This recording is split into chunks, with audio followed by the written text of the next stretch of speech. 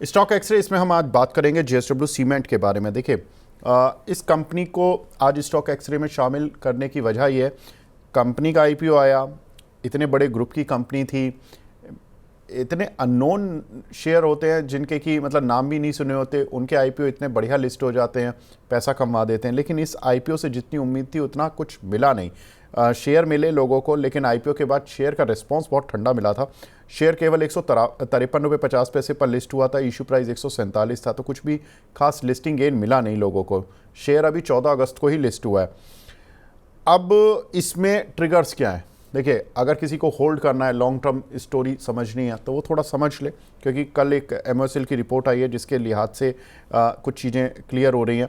एक तो ज़्यादातर रिपोर्ट्स हमने और भी पढ़ी, तो सबके लिहाज से ये कहना है कि वैल्यूएशन थोड़ा महंगा है काउंटर का, लेकिन वैल्यूएशन के साथ साथ जो ट्रिगर है वो अगली 1-2 साल की अर्निंग को डिस्काउंट कर लिया है। यानी कि अभी जितना कुछ प्लांट का एक्सपेंशन या कुछ भी होने हो जा रहा है, उसके लिहाज से उन्होंने सब कैलकुलेशन करके रखी है, उसके हिसाब से भी थोड़ा महंगा लग रहा है।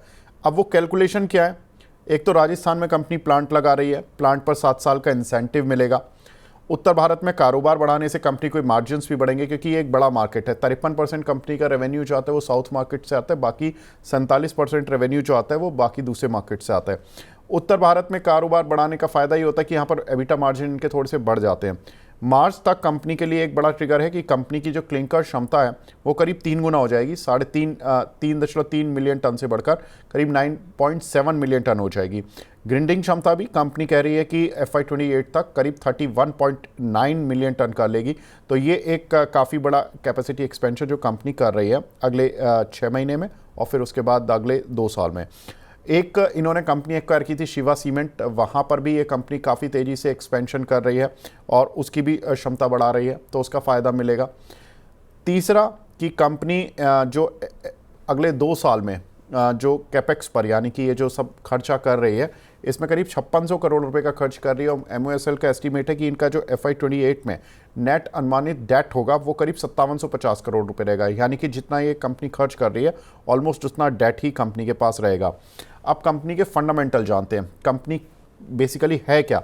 देखिए, स्टील में जब ब्लास्ट फर्नेस होती है, ब्लास्ट फर्नेस वाले प्रोसेस से जब स्टील बनती है तो उसकी जो स्लैग निकलती है, उस स्लैग से सीमेंट बनता है। उसमें सबसे बड़ी प्लेयर है इंडिया की।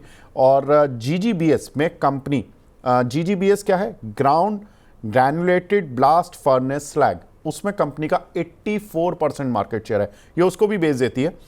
कंपनी का 53% कारोबार दक्षिण भारत से है और बाकी 47% कारोबार पूर्व और पश्चिम भारत से है। उत्तर भारत में अभी प्लांट लगा रही है, तो फिर वहाँ से भी जो एक्सपोजर होगा बढ़ जाएगा। नई क्षमता उत्तर भारत राजस्थान में लगाई रही है। अब वैल्यूएशन की बात करते हैं।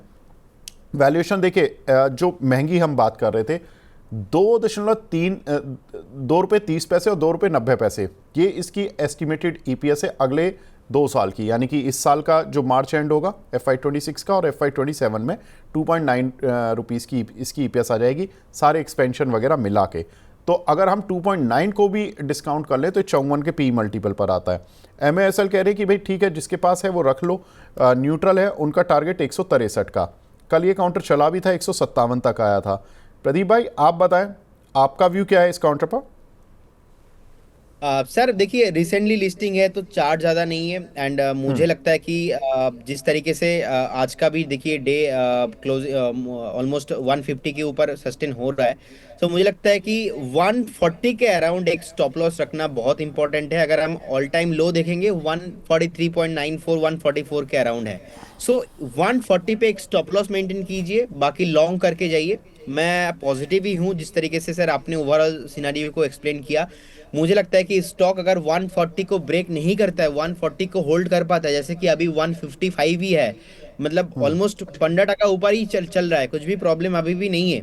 एक बार स्टॉक आपको यहाँ पे 185 180 तक आने के लिए रेडी हो सकता है। तो जिनके पास भी है आप बने रहिए with strictly stop loss of 140। Fresh by भी करके जा सकते हो, लेकिन फ्रेश बाई में टर्म्स एंड कंडीशन है, 140 का स्टॉप लॉस। तो किसी के पास अगर एग्जिस्टिंग पोजीशन है 140 स्टॉप लॉस, फ्रेश बाई 155 में आप करके जाते हो, सो 140 का stop loss with target of 185। तो मुझे लगता है कि सर पॉसिबल है, अच्छा कंपनी है, फंडामेंटल बढ़िया है, 185 180 इज पॉसिबल है टारगेट। ठीक है, तो यहाँ पर 140 का एक स्टॉप लॉस रखना है और टारगेट प्रदीप जी ने बता दिए। फंडामेंटल रिपोर्ट के आधार पर आपको टारगेट मिल गए, आपको भविष्य में कंपनी की क्या योजनाएं हैं वो पता लग गई, और भविष्य कंपनी की वर्तमान स्थिति क्या है वो पता लग गया, कर्जा कितना है वो पता लग गया, शायद आपको सब कुछ जानकारी है। अब आप अपने पोर्टफोलियो में अपने हिसाब से रख सकते हैं कि आपको करना क्या है। स्टॉप लॉस आपको पता है कि 140 के नीचे गया तो आपको निकल जाना है शेयर से।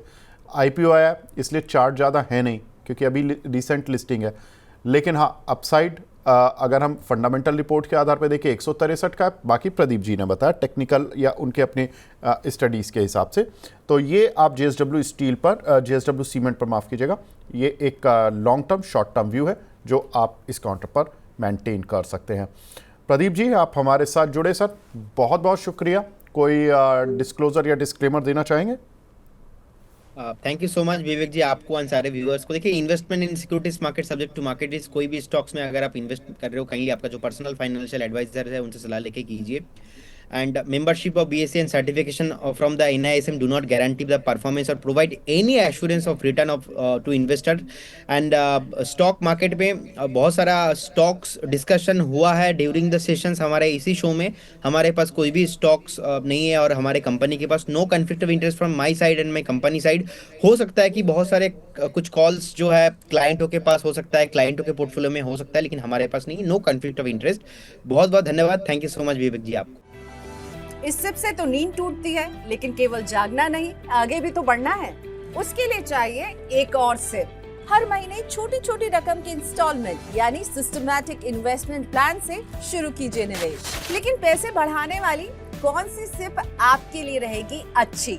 म्यूचुअल फंड सिप से जुड़े हर सवाल का जवाब मेरी सिप मेरा सवाल। सोमवार से शुक्रवार 4 बजे मिलेंगे हम सिर्फ मनी 9 पर।